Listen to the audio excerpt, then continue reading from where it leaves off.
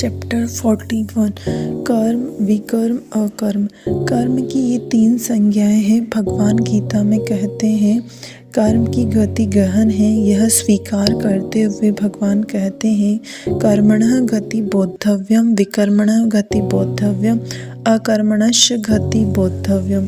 कर्म की गति पहचान लेनी चाहिए, विकर्म की गति जान लेनी चाहिए, अकर्म की गति भी जान लेनी चाहिए, क्योंकि कर्म की गति गहन है। इस विषय में भगवान का अभिप्राय वास्तव में क्या है वह जानना बहुत ही मुश्किल है। इसलिए अलग अलग भाष्यकारों ने इन 3 शब्दों के अलग अलग अर्थ उसके मंतव्य के अनुसार किए हैं। साधारण रूप से विद्वानों ने कर्म, विकर्म और अकर्म के जो सर्व सामान्य अर्थ दिए हैं उनको देखते हुए लगता है कि इस लोक और परलोक में जिसका फल सुखदायी होता है ऐसी उत्तम क्रिया का कर्म प्रेस्क्राइब्ड एक्शन है।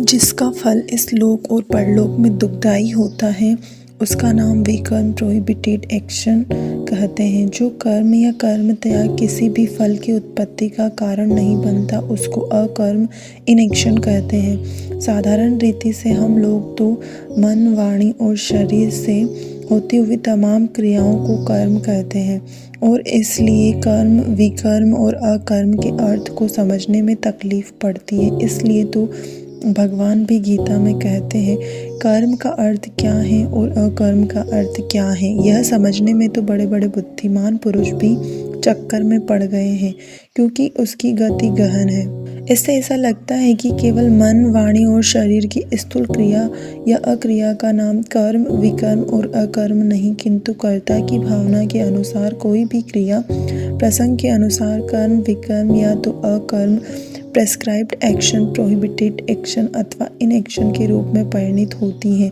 यह बात निम्न दृष्टांतों से समझ सकते हैं।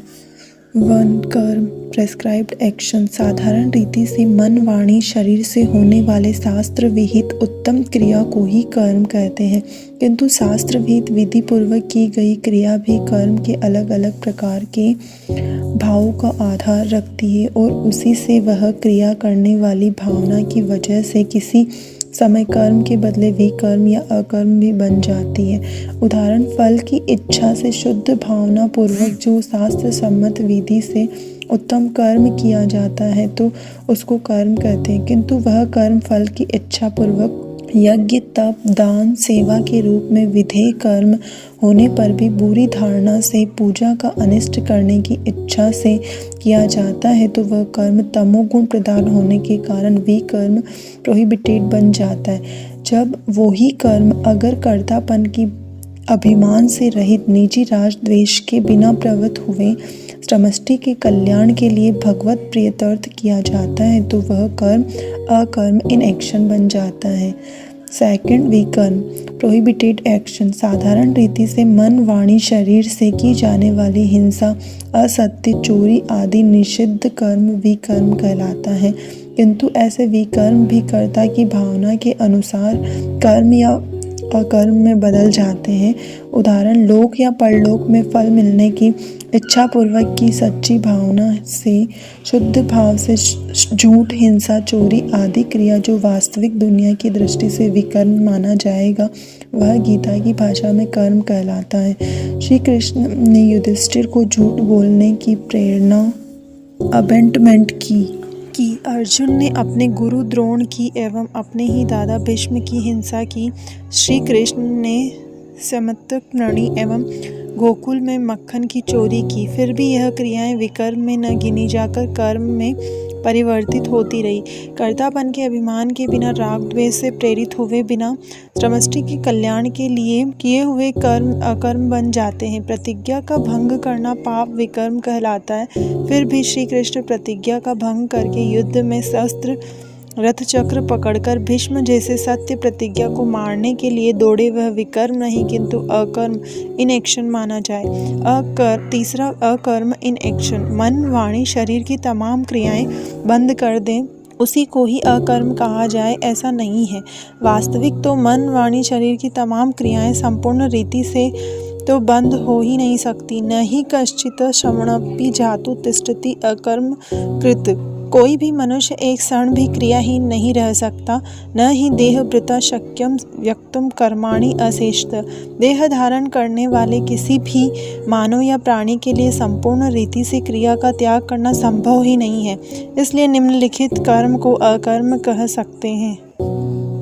शुद्ध बुद्धि से अपना पवित्र फर्ज समझकर किए हुए नित्य कर्म, श्री कृष्णार्ण वस्तु करके किए हुए कर्म, मेरा भगवान प्रसन्न हो जाए ऐसी भावना से भगवान प्रीत्यर्थ किए हुए कर्म, राग द्वेष से प्रेरित हुए बिना किए हुए कर्म, कर्तापन के अभिमान के बिना किए हुए कर्म, समष्टि के कल्याण के लिए किए हुए कर्म, निष्काम कर्म। उपरोक्त कर्म भी करने वाले कर्ता के दिल की भावना के कारण किसी समय कर्म या विकर्म बन जाते हैं। उदाहरण, मन, वाणी, शरीर की तमाम क्रियाओं का त्याग करके एकांत में बैठा हुआ क्रिया रहित कोई साधक पुरुष अपनी संपूर्ण क्रियाओं के त्याग के अहंकार में बैठा हुआ, ऊपर से देखने में कोई भी क्रिया का कर्ता न होने पर भी कर्म त्याग के अहंकार के कारण वह त्याग रूप क्रिया कर्म बन जाती है। इसलिए उसका त्याग रूप अकर्म भी कर्म बन जाता है। उसने कर्म त्याग किए का कर्म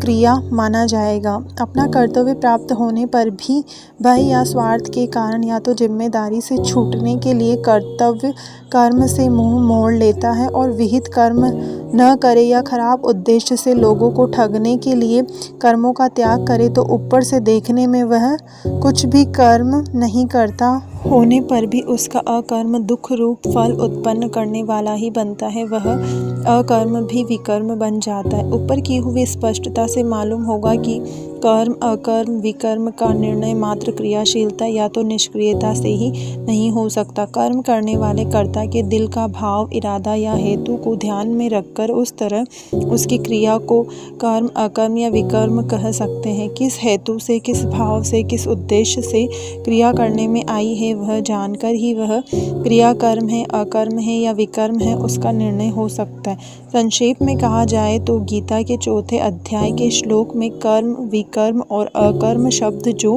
भगवान ने प्रयोग किए उसका सरल अर्थ यह हो सकता है कि कर्म यानी सत्कर्म, अच्छा कर्म, पुण्य कर्म, विकर्म यानी बुरा कर्म, पाप कर्म। कर्म या पुण्य कर्म के सत्कर्म के पेड़ में सुख रूपी फल लगेंगे और विकर्म पाप कर्म के पेड़ में दुख रूपी फल लगेंगे और सुख या दुख भोगने के लिए देह धारण करना ही पड़ेगा।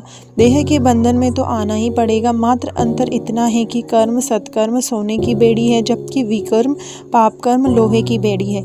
किंतु आखिर कर्म सत्कर्म या विकर्म पाप कर दोनों देह की जेल में जीवात्मा को बेड़ी बंधन समान ही माना जाएगा। उससे मोक्ष यानी कि बंधन से मुक्ति नहीं मिल सकती।